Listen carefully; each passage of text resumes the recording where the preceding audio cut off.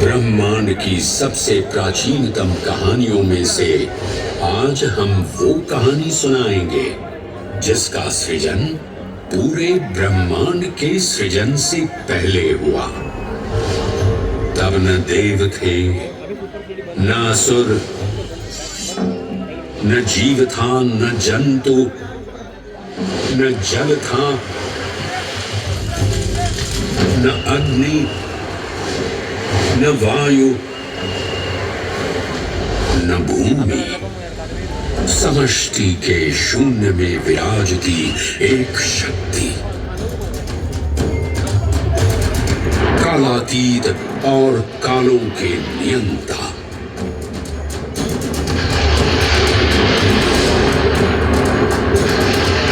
विधाता भी और विध्वंसक भी, अखंड, अचल, अविनाशी।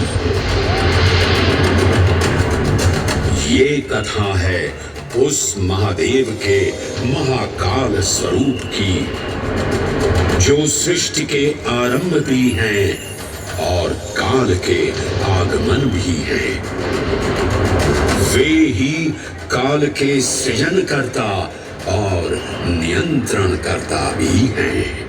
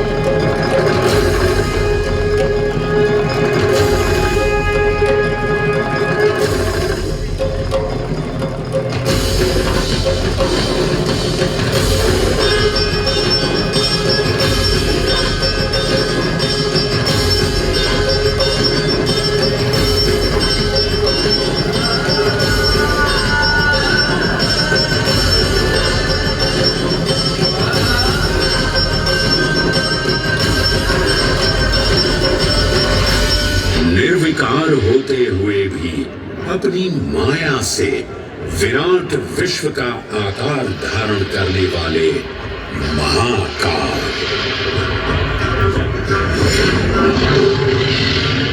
मेरुगिरी को धनुष और भगवान विष्णु को बाण बना दैत्यों के 3 पुरों का नाश करने वाले महाकाल।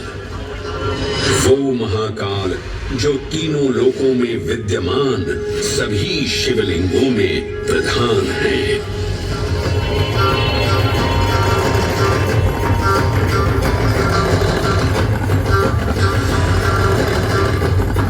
वो महाकाल जिनके त्रिशूल की तीनों नोकों से काम, क्रोध और लोभ पर नियंत्रण होता है, जिनके मस्तिष्क पर चंद्र शीतलता का प्रतीक है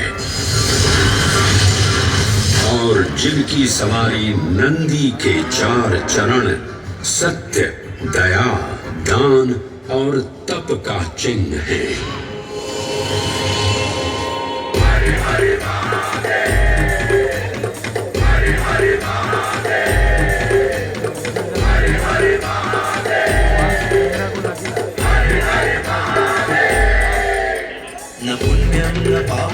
सौख्यं न दुःखं न मन्त्रो न तीर्थं न वेदा न यज्ञः अहं भोजनं नैव भोज्यं न भोक्ता चिदानन्दरूपः शिवोऽहं शिवोऽहम्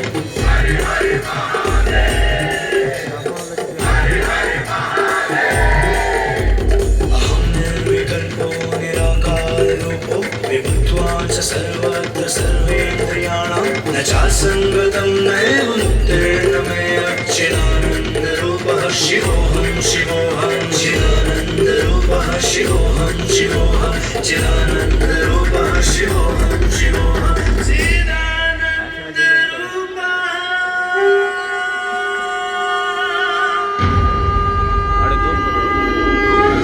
वराह पुराण में कहा गया है, नाभिदेशे महाकालस्तन्नाम्ना तत्र वै हरः, अर्थात नाभिदेश उज्जैन में स्थित भगवान महाकालेश्वर तीनों लोकों में पूजनीय हैं।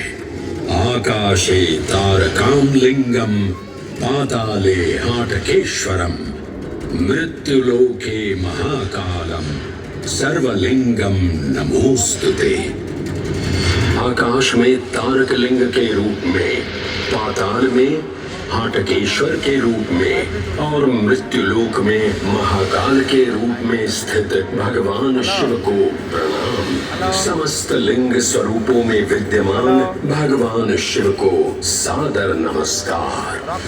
नाभिदेश उज्जैन का अटूट बंधन है महाकाल के साथ, जो महाकाल स्तोत्र में उल्लिखित है। उज्जयिन्यां महाकालम महाकालेश्वरम हरम महाकालम महायोगिनम नमामि पार्वती पतिम। तो चलिए मैं आपको कथा सुनाता हूँ किसी महान उज्जैन नगर की। उज्जैन, जिसे संस्कृत साहित्य में अवंतिका, विशाला, कुशस्थली, पद्मावती, कनकश्रृंगा, स्वर्णश्रृंगा, प्रतिकल्पा, कुमुदवती और अमरावती के नाम से पुकारा गया। उज्जैन, जो मनुष्य को मोक्ष प्रदान करने वाली 7 नगरियों में से एक है। उज्जैन, जहां 84 महादेव का आशीर्वाद प्राप्त है। उज्जैन, जिस पर सदा ही कृपा रहती है महाकाल की। यहाँ सतत क्षिप्रा नदी की निर्मल धारा बहती है। डमरू के नाद से जीवन को ऊर्जा मिलती है। घंटियों की झंकार मन को आनंदित करती है। और यहाँ का आकाश शिव आशीष स्वरूप है। श्मशान ऊषर क्षेत्र पीठम तु मनमेव च पंचकत्र न लभ्यते महाकाल पुरद्दते। अर्थात यहाँ पर श्मशान, ऊषर यानी अनुपजाऊ भूमि, क्षेत्र अर्थात पवित्र भूमि, पीठ यानी शक्ति स्थान और मन अर्थात आध्यात्मिक शांति का स्थल, पांचों एक ही स्थान पर उपलब्ध हैं। ये संयोग महाकाल की नगरी उज्जैन की महिमा को और गरिमामय बना देता है। उज्जैन के इस अलौकिक स्वरूप से प्रभावित हो महाकवि कालिदास अपने काव्य मेघदूत में लिखते हैं, हे जलधर, यदि महाकाल के मंदिर में समय से पहले तुम पहुंच जाओ तो तब तक वहां ठहर जाना जब तक सूर्य आंख से ओझल न हो जाए। शिव की संध्याकालीन आरती के समय नगाड़े जैसी मधुर ध्वनि करते हुए तुम्हें अपने धीर गंभीर गर्जनों का पूरा फल प्राप्त होगा। ये संध्या आरती जिसे कालिदास ने सराहा है अत्यंत महत्वपूर्ण है, क्योंकि ये वो प्रहर है जब सभी देवी देवता गंधर्व यहाँ उपस्थित होते हैं।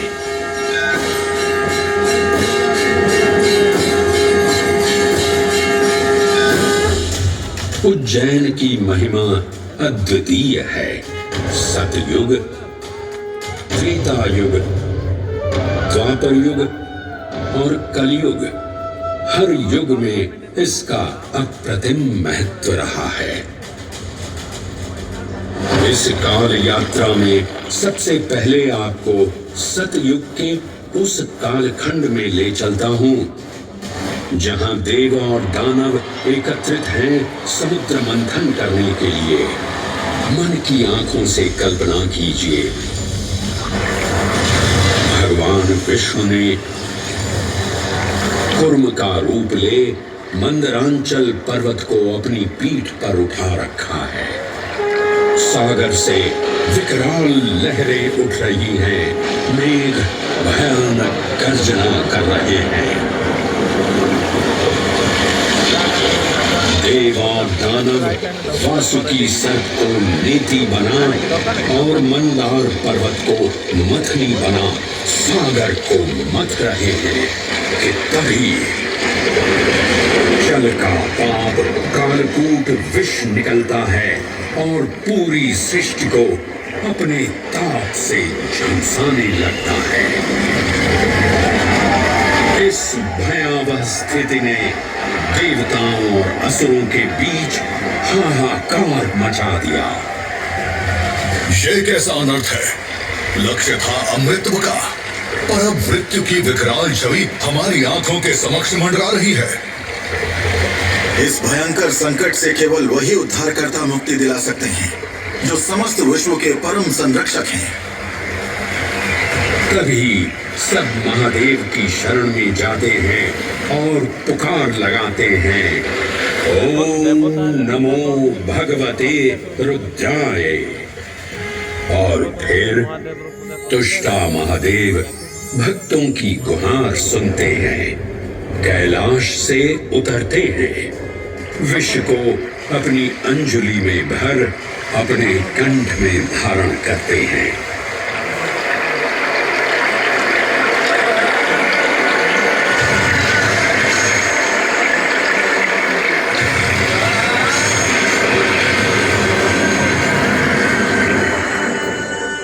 अंततो गत्वा सागर मंथन से अमृत कलश प्रकट होता है। जैसे ही अमृत प्रकट हुआ, दानवों ने इसे केवल अपने आधिपत्य में लेने की आकांक्षा प्रकट की और संघर्ष छिड़ गया। आज यदि हम इस अमृत को प्राप्त कर सकें, तो हम देवताओं पर हमेशा के लिए प्रभुत्व स्थापित कर पाएंगे। अमृत अपात्र हाथों में ना जा पाए, क्योंकि ये अपनी शक्ति का असीम दुरुपयोग करेंगे। इस अराजकता के परिणाम स्वरूप अमृत की कुछ बूंदें छलकी और पृथ्वी तक पहुंच गई। 4 स्थलों पर स्पर्श हुआ इन बूंदों का, हरिद्वार, प्रयागराज, नासिक और उज्जैन। अमृत की इन्हीं बूंदों के कारण उज्जैन में हर 12 वर्ष पर कुंभ सिंहस्थ मेले का आयोजन होता है। भगवान शिव की लीला देखिए, लोक कल्याण के लिए स्वयं विषपान किया और अपनी नगरी पर अमृत वर्षा करवाई। अमृत की पावन बूंदों से अभिसिंचित ये दिव्य उज्जैन भूमि रामायण के पृष्ठों में भी सम्मिलित हुई। सतयुग के बाद त्रेता युग में माता सीता की खोज में वानर सेना का यहाँ आगमन हुआ।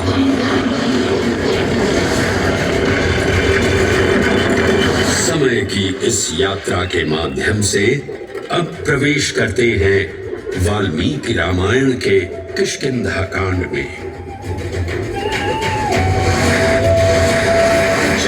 वानर राजा सुग्रीव अपने यूथपतियों से सभी प्रमुख स्थानों पर जाने के लिए कहते हैं और उन्हें अवंती नगर यानी उज्जैन जाने का आदेश भी देते हैं।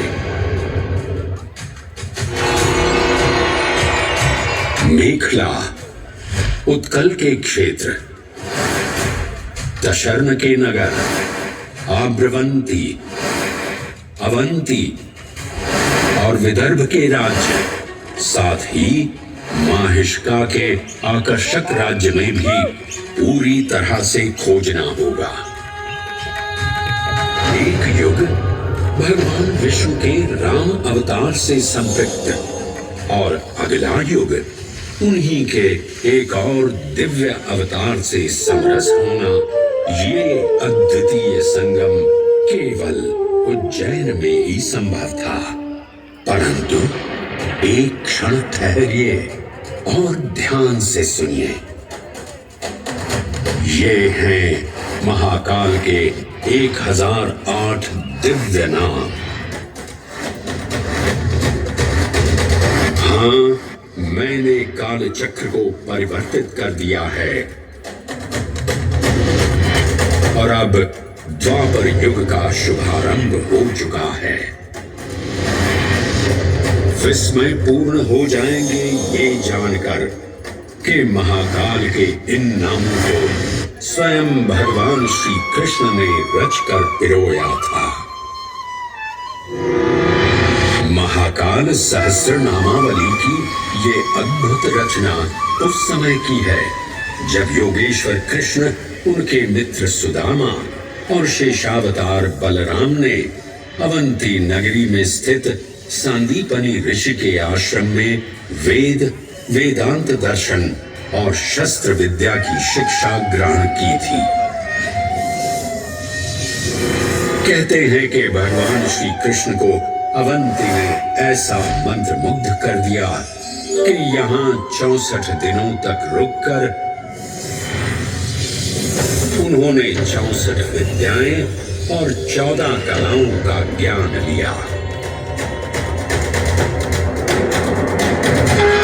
उज्जैन का संबंध महाभारत से भी जुड़ा हुआ है। इस महान महाकाव्य के वन पर्व में उल्लेख किया गया है कि महाकालेश्वर मंदिर में स्थित कोटि तीर्थ जल का स्पर्श मात्र करने से अश्वमेध यज्ञ के समान फल प्राप्त होता था।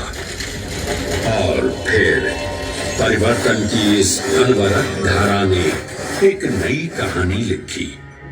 उज्जैन में उदय हुआ मौर्य वंश का सम्राट बिंदुसार ने अपने पुत्र अशोक को उज्जैन का राज्यपाल बनाया और समय के साथ अशोक के शासनकाल में धर्म का विस्तार हुआ। मौर्य वंश के पश्चात विभिन्न राजवंशों, सम्राटों और नरेशों ने उज्जैन की सेवा की। उनमें से प्रमुख मालवागण और फिर गुप्त वंश ने यहाँ राज कर इसके वैभव में वृद्धि की। उज्जैन ने अपने भव्य तेज से जहाँ महात्माओं और शासकों को आकर्षित किया, वहीं इस नगर पर आतताइयों की दृष्टि भी पड़ी।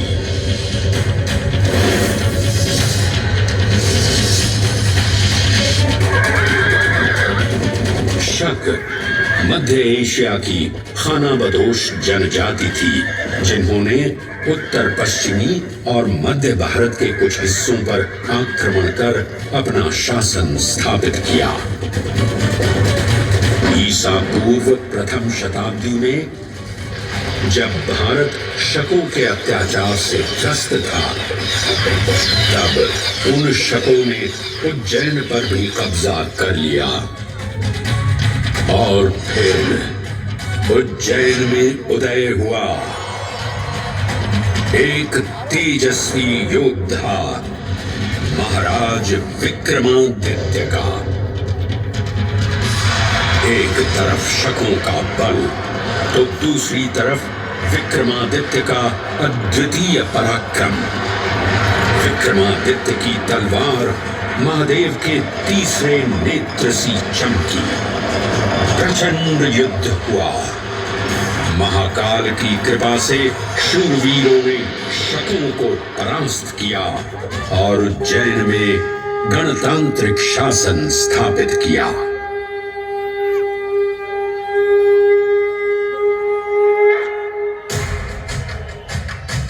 इन्हीं महाबली विक्रमादित्य की राज्यसभा महाकाल मंदिर में ही प्रतिष्ठापित थी। आज भी इस मंदिर की घंटियों में विक्रमादित्य की वीरता और शौर्य की प्रतिध्वनि गुंजायमान होती है। राजा विक्रमादित्य और शकों के मध्य हुए युद्ध ने उज्जैन को काल चक्र से अभिन्न रूप से जोड़ दिया, क्योंकि जिस दिन उनको विजय प्राप्त हुई उस गौरवशाली उपलब्धि के सम्मान में एक नवीन पंचांग का शुभारंभ किया गया, विक्रम संवत पंचांग। आज भी कई हिंदू पर्व और धार्मिक अनुष्ठान विक्रम संवत पर आधारित हैं।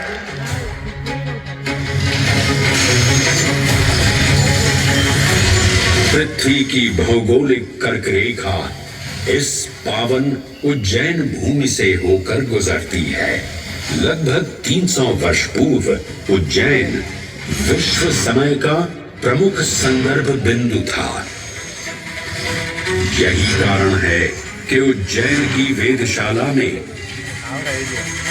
वराहमिहिर, आदित्य दास, ब्रह्मगुप्त, आर्यभट्ट और भास्कराचार्य जैसे महान विद्वान अनुसंधान और अध्ययन में तल्लीन रहते थे। खगोल शास्त्र का केंद्र, महाकालेश्वर का आवास, जगत गुरु कृष्ण की नगरी, विक्रमादित्य का राज।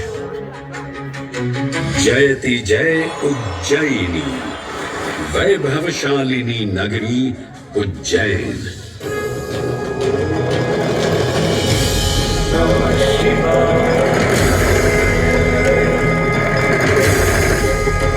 श्वासों को शिव मंत्र से अलंकृत कर, मन को भाव की गंगा से निर्मल कर, जो भी उज्जैन में महादेव की शरण लेता है उसका कल्याण होना निश्चित है।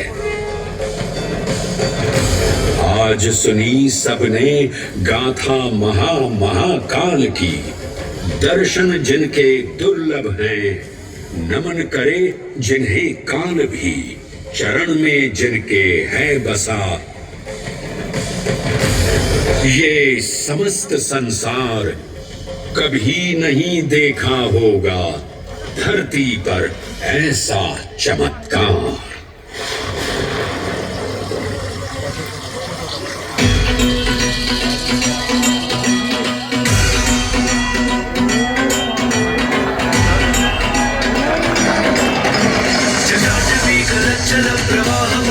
स्थले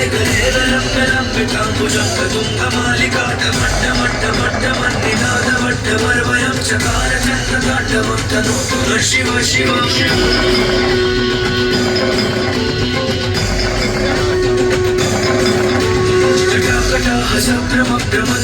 निर्जरी विलोलवीचि वल्लरी विराजमान मूर्धनि राजपट्ट पावके किशोर चंद्रशेखर